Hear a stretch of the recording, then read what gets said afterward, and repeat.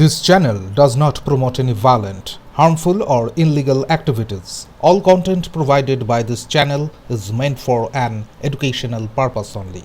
হুগলির হিন্দমোটরে স্ত্রী মেয়েকে খুন করে আত্মহত্যার চেষ্টা এক ব্যক্তির। ভদ্রকালী এলাকার একটি বাড়ি থেকে রক্তাক্ত অবস্থায় তিনজনকে উদ্ধার করা হয়েছে। এই ঘটনায় চাঞ্চল্য ছড়িয়েছে ওই এলাকায়। সূত্রে খবর, স্ত্রী পায়েল চ্যাটার্জি ও 4 বছরের শিশুকন্যা অদ্রিতা চ্যাটার্জিকে গলা কেটে কুপিয়ে খুন করেছে কাশীনাথ চ্যাটার্জি নামে ওই ব্যক্তি। তাকে গুরুতর আহত অবস্থায় প্রথমে উত্তরপাড়া স্টেট জেনারেল হাসপাতালে ভর্তি করা হয়। পরে অবস্থার অবনতি হলে সেখান থেকে কাশীনাথকে কলকাতার মেডিকেল কলেজে স্থানান্তরিত করা হয়েছে।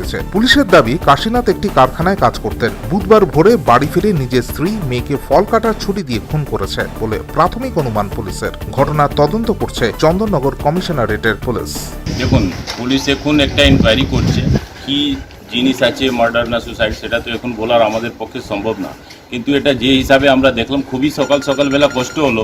একটা ছোট বাচ্চাকে যে হিসাবে নিয়ে যাওয়া হচ্ছে, মানে মানুষ কত মানসিকতা নেমে গেছে, সেটা মানে খুবই কষ্টজনক। এটা বলার জন্য কোনো শব্দ নেই। একজনের একটু শ্বাস বেঁচে ছিল, ওনাকে হসপিটালাইজ করা হয়েছে, শিফট করা হয়েছে হসপিটালে। আর দুটো বডি ওখানে ছিল। তাদেরকে একজনে যা শুনলাম, আমি উপরে যাইনি, কিন্তু যা শুনলাম যে গায়ে কাপড় ছিল না মহিলার, আর ছোট বাচ্চা একটা ওর গলা কেটে